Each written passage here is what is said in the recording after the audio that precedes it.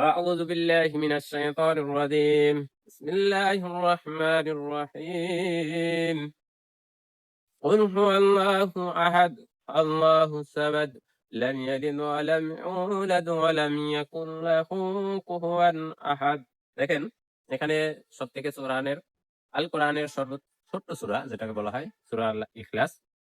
আমরা এটা সহিশুদ্ধভাবে যদি ৩ বার পাঠ করতে পারি, অবশ্যই আপনার এক খতম কোরআন শরীফ খতমের সওয়াব আল্লাহ তাআলা দিবেন। দেখেন এই সূরাটা আপনি যদি দিনে ৩ বার পাঠ করেন, ১ বার, ২ বার, ৩ বার পাঠ করতে আপনার ৩ মিনিট বা ২ মিনিট ৫ মিনিট সময় লাগতে পারে। আপনি দিনে ২৪ ঘন্টা সময়, এই ২৪ ঘন্টা সময়ের মধ্যে কি আপনার ২ মিনিট ৫ মিনিট সময় হয় না? হয়। আমারও হয়, আপনারও হয়। কিন্তু আমরা করি না অলসতার কারণে। আমরা একবার চিন্তা করি না যে আমরা মারা যাওয়ার পরে আমাদের কি হবে? আমরা কি করতেছি? আমরা সামনে ভবিষ্যৎ কি? আমরা শুধু ভবিষ্যৎ চিন্তা করি টাকা। ভাই, টাকা ভবিষ্যৎ না। এটা মাথায় রাখতে হবে। আমি আবার বলতেছি, দেখেন আপনার এমন একটা কাজ করে যাবেন, এমন একটা কাজ রেখে যাবেন, যে কাজের বিনিময়ে আপনি পুরস্কার পাবেন। মরার পরে, মরতে হবে ভাই। চিন্তা করতে হবে আমাদের কবর অতি নিকটে। আমাদের কবর আমার সামনে ঘুরতেছে। আমি দেখতেছি না।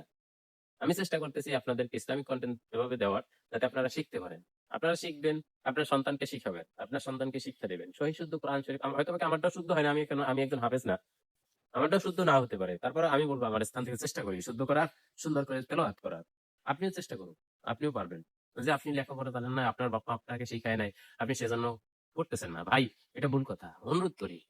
এটা ভুল কথা। আপনি চেষ্টা করুন। আপনার বাপ-মা শিখায় নাই, আপনার বাপ-মার অর্থ ছিল না, আপনার আপনার বাবা-মা আপনার কাজে লাগাচ্ছে, কাজ করাইছে হয়তোবা কি এমনও হয়। কিন্তু আপনি কি চেষ্টা করতে পারেন না? একবার চেষ্টা করে দেখুন না। আপনি আপনার যে বয়সটা আছে, দিনে ১০ মিনিট, ২৫ মিনিট, ৫০ মিনিট, আপনি যদি ১০ মিনিট সময় নষ্ট করেন, ৫ মিনিট সময় নষ্ট করেন, সূরা ইখলাস করতে ৫ মিনিট সময় লাগে। ৫ মিনিট সময় কিন্তু লাগে না। আপনি যদি চেষ্টা করেন ২ মিনিটে হয়ে যায়, ১ মিনিটে হয়ে যায়। আপনি চেষ্টা করুন। আপনিও পারবেন। আপনি যে পারবেন না এমন তো না ভাই। না পারার এখানে কিছু নাই।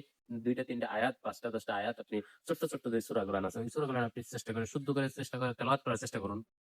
আপনি দিনে অন্তত ৩ বার পড়ুন। আপনি মরার পরে এর পুরস্কার পাবেন। আর ৩ বার দেখেন অনেকে আবার পড়ে, বুঝছেন? নানান ব্যঙ্গ করে, এরকমের পড়ে না ভাই। একটু শুদ্ধ করুন, সুন্দরভাবে পড়ার চেষ্টা করুন।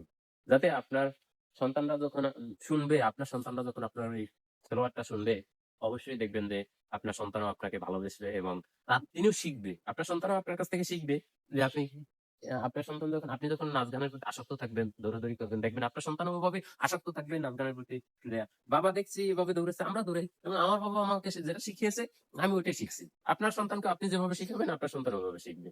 সহিশুদ্ধভাবে কোরআন শরীফ সকলের বাবা-মা যদি সন্তানকে শিক্ষা দেয়, তারপর সে সন্তানরাও আপনার নাতি হবে। আপনার কবরের পাশে দাঁড়িয়ে আপনার জন্য দোয়া করবে। আপনার জন্য দোয়া করে আল্লাহর কাছে কান্নাকাটি করবে। তো আমি আমার স্থান থেকে বারবার সেজন্য বলি একটা কথা যে, এমন কিছু শিখান যাতে আপনার মরার পরে আপনার কাজে লাগে। আপনার মরার পর আপনার সন্তান আপনার কবরের পাশে দাঁড়িয়ে অন্ততপক্ষে সূরা ফাতিহা পড়ে, সূরা ইখলাস পড়ে, দুরূদ শরীফ পড়ে আপনার জন্য দোয়া করতে পারে। অবশ্যই আমার কথাটা হয়তোবা কেউ বেয়াদবের নিতে নিবেন না। আমি আমার স্থান থেকে চেষ্টা করি আপনাকে সুন্দরভাবে বুঝানোর। আপনার বুঝানোর দায়িত্ব আমি বুঝেছি। আপনি আমার স্থান থেকে বলব আপনার একটা দায়িত্ব আছে, এই ভিডিওটা দেখার পরে আপনারও দায়িত্ব হচ্ছে আপনি শেখা। একজন কারি, আপ আ পাড়া মহল্লায় হাজারো কারি আছে। আপনারা তাকে সম্মান দেন না। আপনারা তাকে সম্মান দিয়ে তাকে ভালোবেসে তার কাছ থেকে শিখে নিবেন। একজন কারি দেখেন, একজন ইংলিশ টিচার যদি আপনি বাসায় রাখেন বা আপনি তার কাছে যান, আপনার তাকে মাসিক ১০,০০০ ৫,০০০ বেতন দিতে হয়। কিন্তু একজন কারি কিন্তু আপনি সহজে পেয়ে যাচ্ছেন। ২০০, ৪০০, ৫০০ টাকা দিলেই কিন্তু তিনি খুশি হাদিয়া হিসেবে। এই কিন্তু সেখানে জোর করে না। যেমন একজন কারি যদি আপনি ৫০০ মাসে ৳৫০০ টাকাও দেন, তিনি কিন্তু খুশি। কিন্তু আপনি একজন ইংলিশ টিচার বা বাংলা টিচার, অঙ্কের টিচারকে আনেন, দেখবেন মাসে আপনার ছেলের জন্য যে রাখেন, দেখেন মাসে কত হাজার টাকা নেয়। তারপরেও কিন্তু সেটা শেখান। কিন্তু আপনি শিখেন না। সামান্য কিছু দিয়ে শিখেন না। তো যাই হোক, ভিডিওটি ভালো লাগলে শেয়ার করবেন।